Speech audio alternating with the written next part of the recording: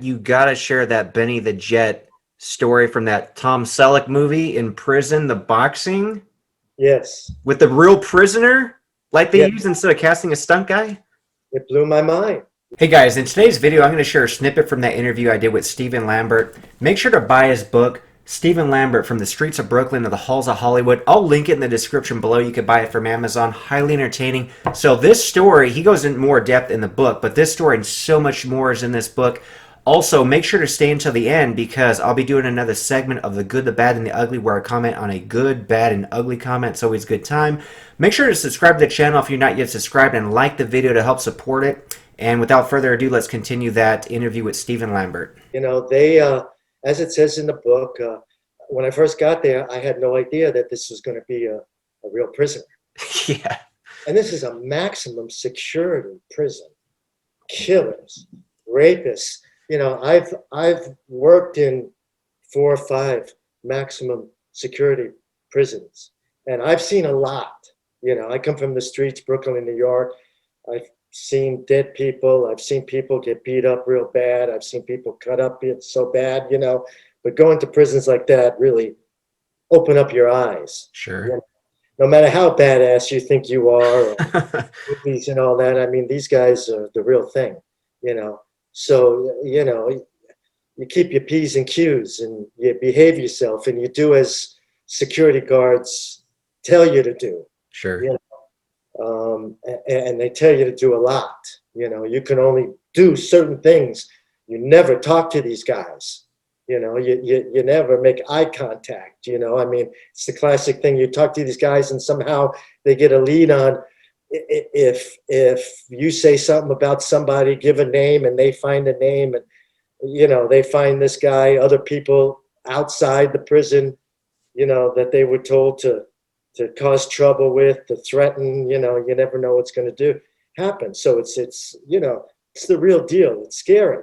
So Benny gets hired by the stunt coordinator John Moyo, and I'm doubling the snitch, doing a Firebird. Yeah, you know, I'm a snitch, and I have a balloon full of gasoline, and they spray gasoline on me, and they pop this balloon over my head, and one guy throws a match, and I get lit on fire. And you know, when they cut and print, you know, every person you see in that prison, they're the real thing. They're real killers, you know. So they're not stunt people. They're not extras. They're all the real deal. We had like 500 cops, extra cops there with machine guns and guns. Yeah, you know, I mean, it's a really scary place. That sounds like it. But segue into Benny. Benny had a part playing, you know, doing a boxing sequence, and unbeknownst to me, they decided the brilliant thinking of the stunt coordinator John Moyo, who is a dear friend of mine, convinced the producers, convinced the what do you call the lead prison, the captains of the prison, Warren? the warden, Yeah. to use a real guy, to pick a real guy from the prison, a real killer. And they did. So I discussed a couple of meetings. It won't take a long time.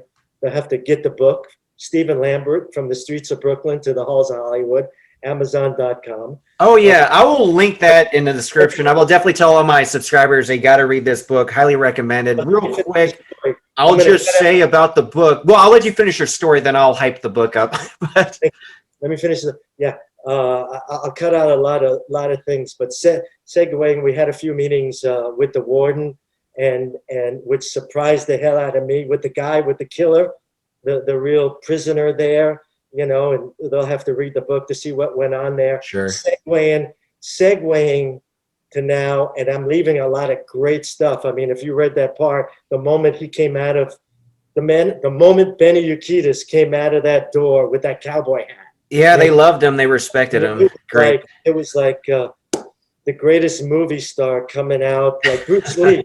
It was like Bruce Lee coming out of a door, you know, in Yankee Stadium or Dodger Stadium or the Coliseum. and everybody cheering. I mean, that's how it was. But the way I write this is just, it's a beautiful story.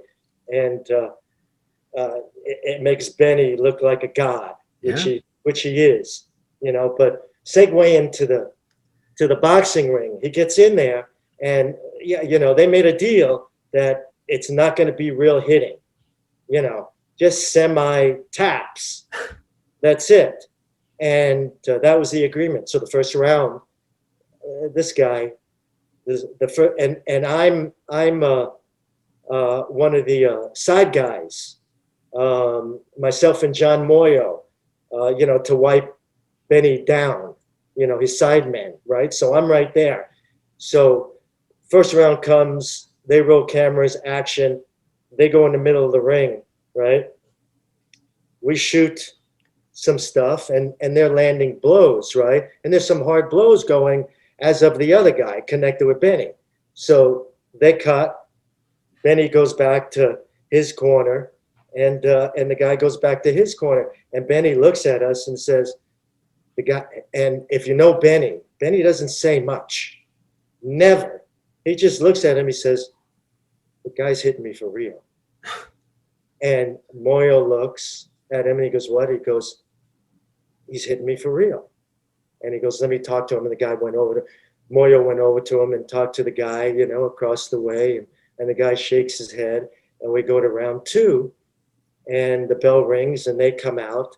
And round two comes. And when I say round two, we're not shooting a whole round, an entire round. We're shooting maybe 30 seconds, right? So round two comes, bell rings, they go out in the middle, and they're starting to tag each other, right? And I'm watching this, right? And Benny's tagging him a little bit easy, and I see the guy is, going a little bit overboard and hitting Benny, really hard, right? And the bell rings, he comes back, and Benny looks at me and looks at John Moyo, and he says, "The guy's still tagging me, still hitting me, right? You better say something to him." Moyo goes over to him, and the conversation's a little longer, walks over, and I hear him, he walks back over to Benny, and I hear him say to Benny, he goes, "The guy's not going to do that anymore. I told him if he does it again, we're going to get somebody else, and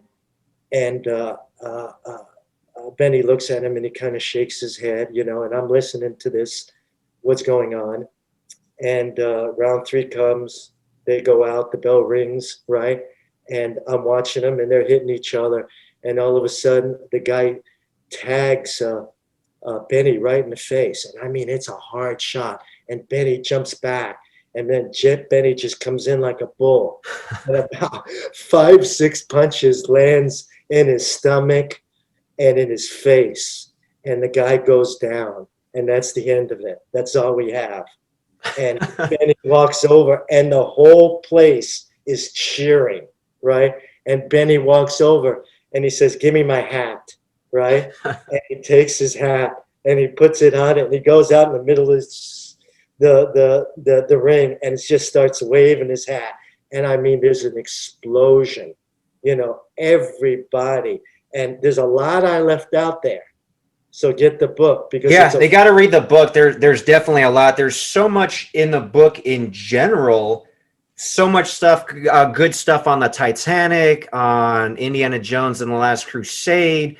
Just, stuff on Stallone, Schwarzenegger. I do want to talk about Steven Seagal, though. I'll link videos with the discussion on Steven Seagal as far as if the Gene LeBell story ever happened, if he got choked out, also if he really hurt stuntmen. Make sure to check out those videos, other segments of the interview. But now for the good, the bad, and the ugly. Okay, so the good comment comes from the 5 best Van Dammes, where I did some character breakdowns on my favorite characters that Van Damme played. This comment is from the Silver Screen Analysis. He said, "The good, the bad, and the ugly is a great addition to the end of vids. Also, love the picks. Nowhere to Run is way up there on my favorite Van Damme flicks."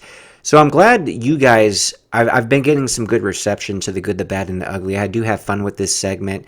And I do like that he pointed out Nowhere to Run. That's a great Van Damme movie you guys got to check out or at least revisit. By the way, Silver Screen Analysis, he's got a pretty legit YouTube channel, does great movie reviews, covers a lot of newer stuff. So if you want to see a good film critic covering new movies, make sure to check out his channel. I'll link it in the description below. Okay, so the bad comment comes from that Did Steven Seagal really get choked out by Gene LeBell video? Donald McPhee said, the narrator is in love with Seagal. You know, I think that you're in love with him. What? That's ridiculous. No, I don't think so. You love him. By the way, his avatar, that baby with the beard, I think that baby's got a more legit beard than me. But I'm not in love with Seagal. I mean, if anything, I got a man crush on Jean-Claude Van Damme and Sylvester Stallone because those are the two guys that inspired me the most growing up as far as like the body and obviously Van Damme with the martial arts. But those were my two guys, my two man crushes. Not so much Seagal, though I did have a lot more appreciation for him when I was training in Kenpo Karate because my instructor was a big fan and we used to, kind of break down his movie fight scenes together. And then, I do respect him as a martial artist, even though I know a lot of people do like to trash Aikido. I mean, he is a 7th Dan. You do have to put some work and some time in to get to that level, regardless of what you think of the martial art. And I always point out, he's not limited to Aikido. And I don't think any great martial artist is going to be limited to any art. They're going to know what Bruce Lee knew and said a long time ago. You got to take stuff from other arts. Alright, so the ugly comment was from this Steven Seagal called out by Charlize Theron video. This is an ugly comment. It was an exchange. So Reggie Glover said, the commentator put together a very low integrity video here. The content and subject matter is very childish and warped. So I replied, this comment is very childish and warped. You clearly came in with a negative bias towards Seagal prior to watching. Then he replied, the truth can hurt, painful. I've watched Seagal for longer than your lifespan. I know the truth. Your video was horrible, and that fact had absolutely nothing to do with corrupt, childish Seagal. Then I replied, no, your opinion is horrible, not the video. Everyone's entitled to their own. But you're also incorrect in your assumption. I've been around quite a bit longer than Seagal's career, which he replied, fact, not opinion, sore loser. I'm correct on both facts. Your video is also full of very, very poor and weak opinions on humble Steven. That makes 3 in my full pocket. I mean, whatever the hell that means. So I replied, you got holes in your pocket, loser. I actually don't even think you understand what a fact is. So that ended that exchange. But essentially, this is pretty much how we feel about each other. No, inawa shiyo, which means this guy. This is not my kind of guy. Alright, thanks guys for watching another episode. I'll see you guys next time with another segment of that great Steven Lambert interview.